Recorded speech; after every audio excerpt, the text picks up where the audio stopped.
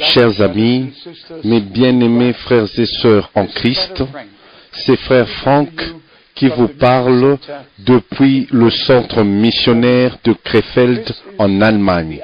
Ceci est un ministère apostolique et prophétique. Par la grâce de Dieu, nous essayons d'atteindre toute la terre avec la parole de Dieu, avec l'évangile de Jésus-Christ. Nous parlons particulièrement du sujet du retour de Christ et sur le sujet de l'accomplissement des prophéties bibliques dans notre génération. Nous devons savoir que Dieu fait toutes choses conformément à sa sainte parole. Premièrement, il fait des promesses et puis il accomplit tout ce que lui il a promis. Et c'est comme ça que nous voyons que le Nouveau Testament a commencé avec l'accomplissement des promesses et des prophéties de l'Ancien Testament. Et le Nouveau Testament va se terminer de la même manière. Maintenant, nous vivons dans un âge prophétique. Cela veut dire que les prophéties bibliques sont maintenant en train de s'accomplir. Et dans l'Ancien Testament, par exemple, dans le prophète Daniel, il a parlé du temps de la fin. Et maintenant, nous vivons à la fin du temps de la fin. Mais nous devons reconnaître aujourd'hui, notre aujourd'hui est le message. Nous devons savoir ce que Dieu a promis à l'Église, à Israël et en général. Nous partageons la parole de Dieu avec la multitude partout sur la terre, et moi personnellement, j'ai visité plus de 130 pays dans les 40 dernières années, et c'est comme ça que je suis au courant de tout ce qui se passe dans les milieux religieux et du développement politique en Europe et sur la terre. Nous devons retourner à la parole de Dieu pour trouver notre réponse. Dieu a écrit l'histoire en avance parce que lui seul connaît la fin depuis le commencement et avant le commencement. Dans Éphésiens au chapitre 3, l'apôtre a parlé sur le mystère de Christ qui lui fut révélé. Et au verset 5, Éphésiens 3, verset 5, il n'a pas été manifesté aux fils des hommes dans les autres générations comme il a été révélé maintenant par l'Esprit aux saints apôtres et prophètes de Christ. Tout ce qui est écrit, toute chose, tout ce qui vient de Dieu doit nous être révélé. Nous ne pouvons pas comprendre Dieu ou sa parole par la connaissance de notre tête. La parole de Dieu est révélée d'une manière divine aux prophètes et bien sûr, cela contient dans l'Ancien et le Nouveau Testament et comme ça a été révélé aux apôtres. C'est absolument nécessaire de reconnaître la différence entre la parole originale de Dieu dans laquelle il y a la vie et aussi entre toutes les interprétations dans lesquelles il y a la mort.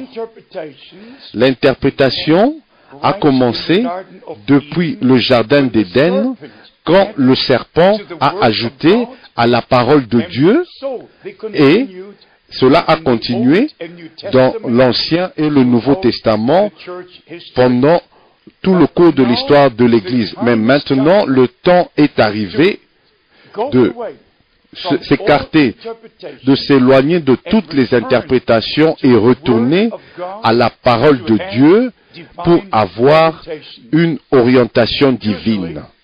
D'habitude, je dis, ce n'est pas assez suffisant de retourner à ce que les pères de l'Église ont dit. Ce n'est pas suffisant de retourner à ce que Athanasius ou Hieronymus ou Augustin ou quiconque.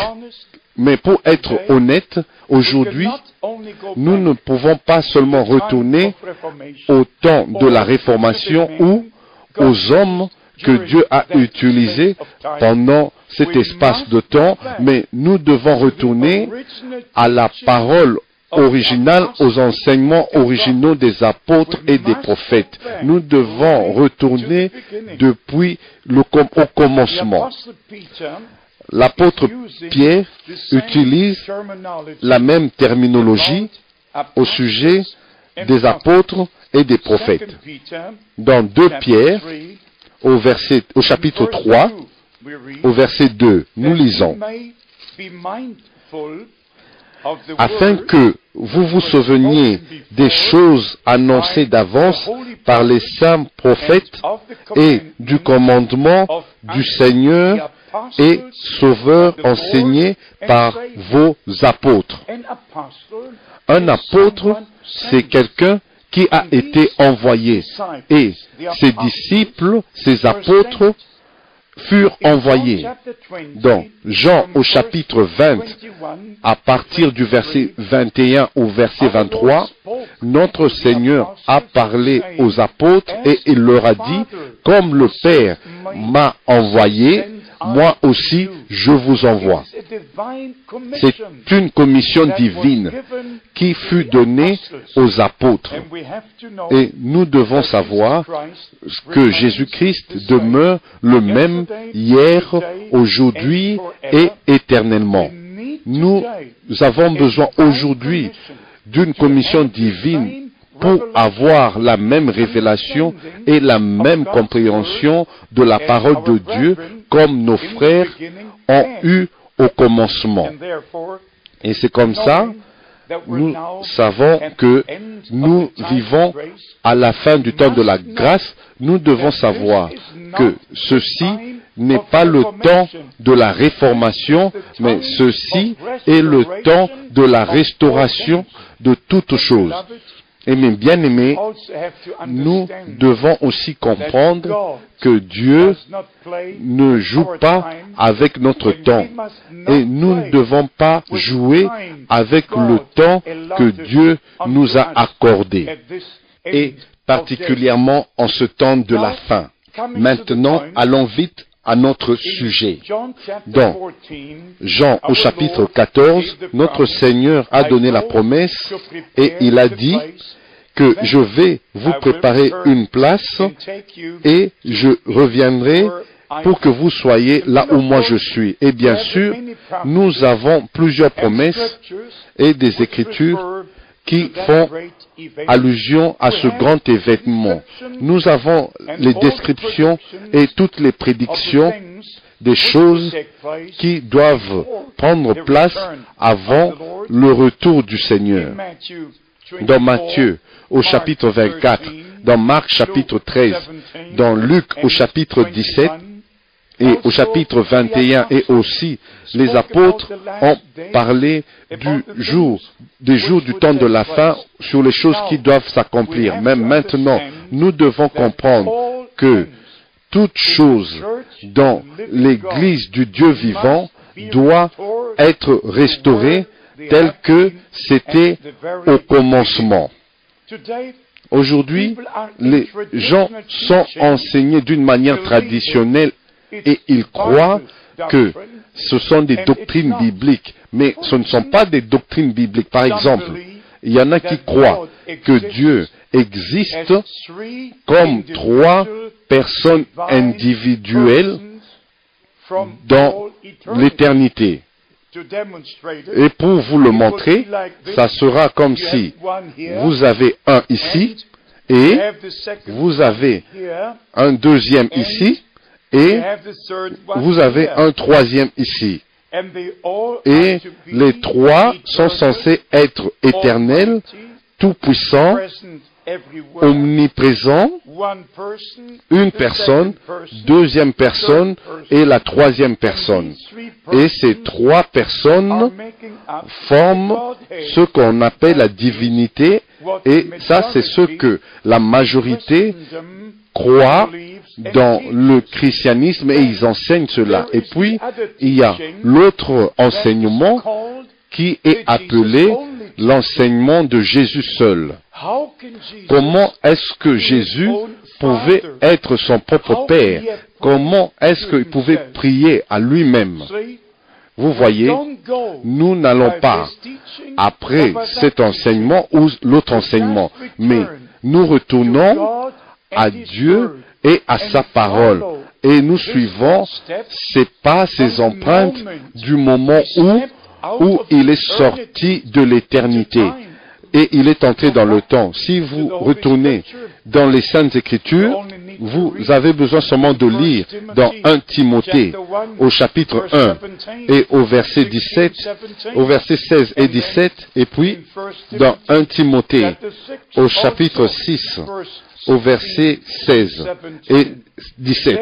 Là, il nous est dit que Dieu habite une lumière inaccessible, que nul homme n'a vu Dieu dans cette lumière où aucun homme n'a accès. Et Dieu est esprit.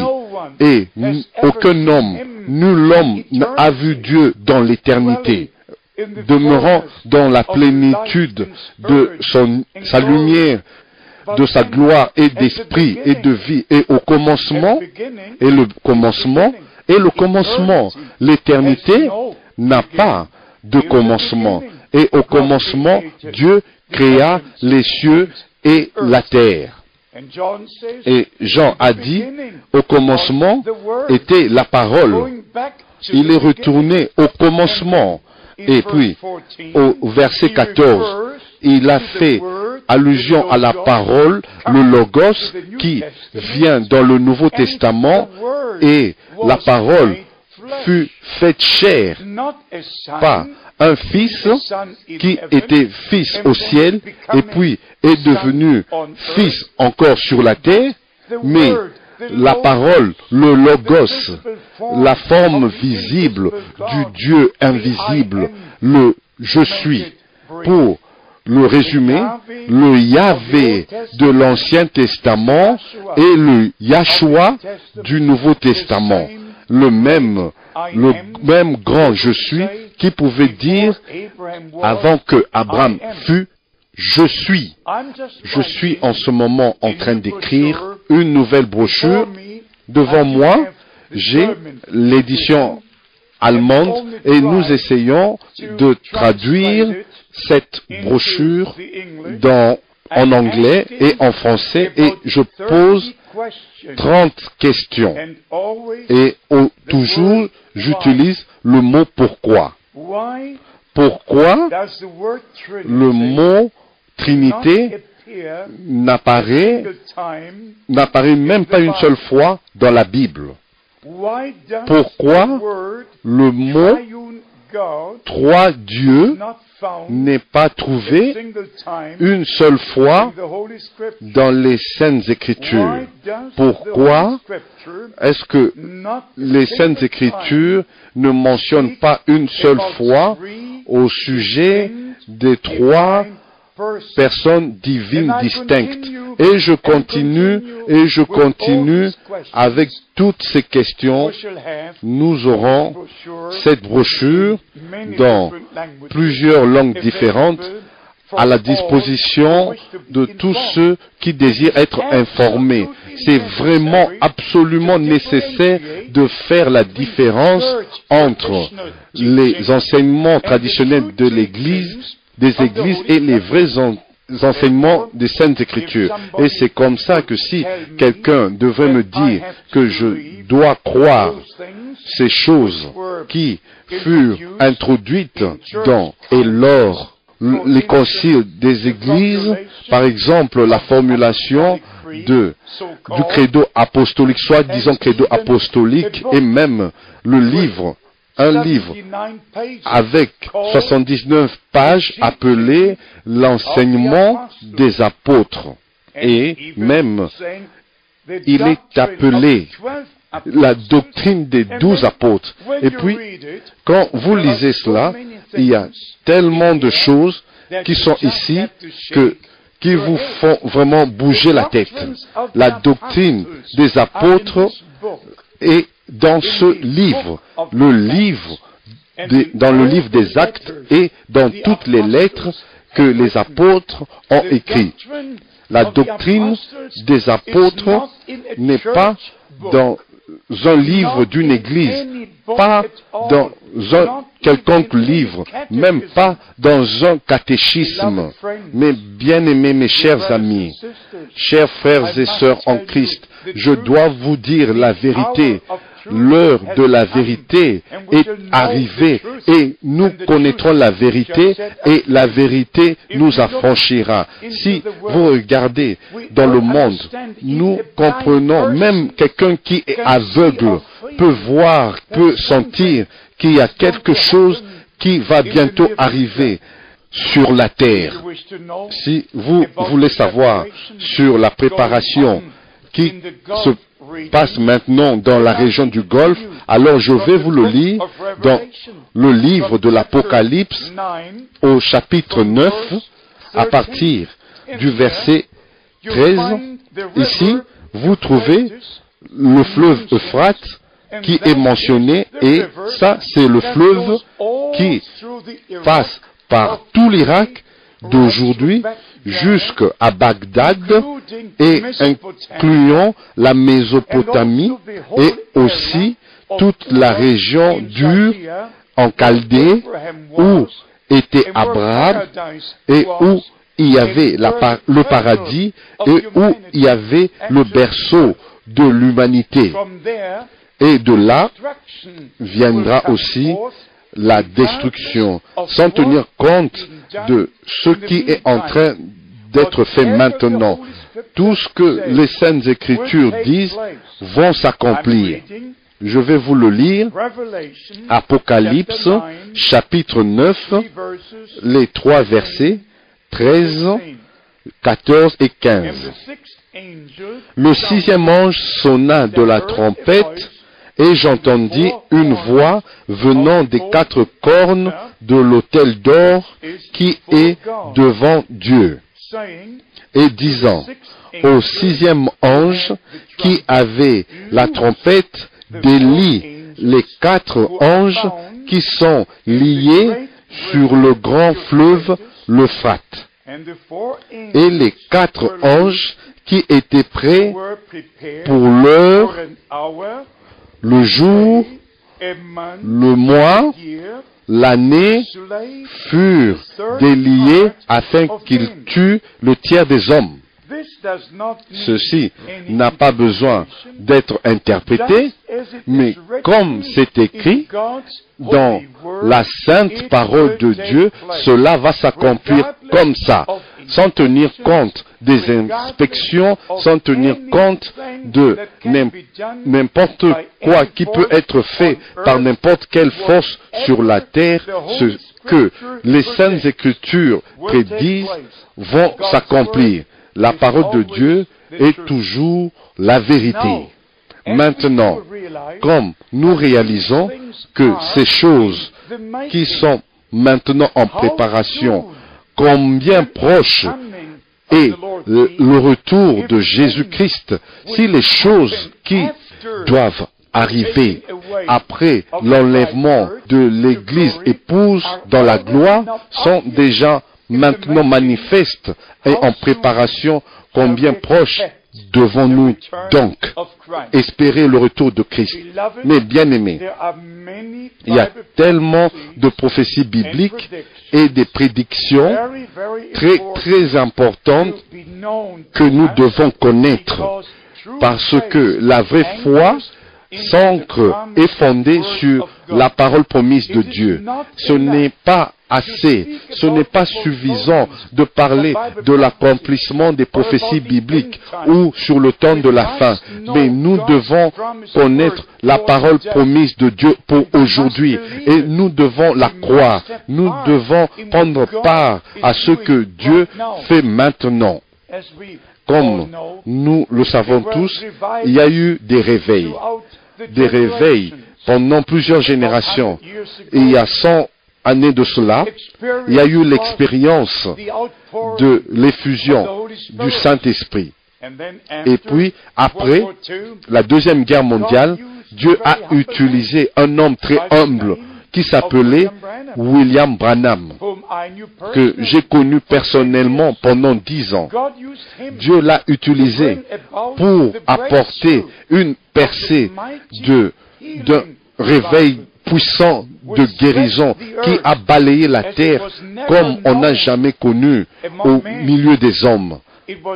C'était seulement le Seigneur lui-même qui visitait cette génération avec le mouvement le plus puissant que Dieu n'a jamais donné à l'humanité. Et bien sûr, il y a eu d'autres phases dans ce réveil, mais le but original était d'appeler un peuple pour porter le nom du Seigneur, comme Jacques le dit dans Actes au chapitre 15, à partir du verset 13.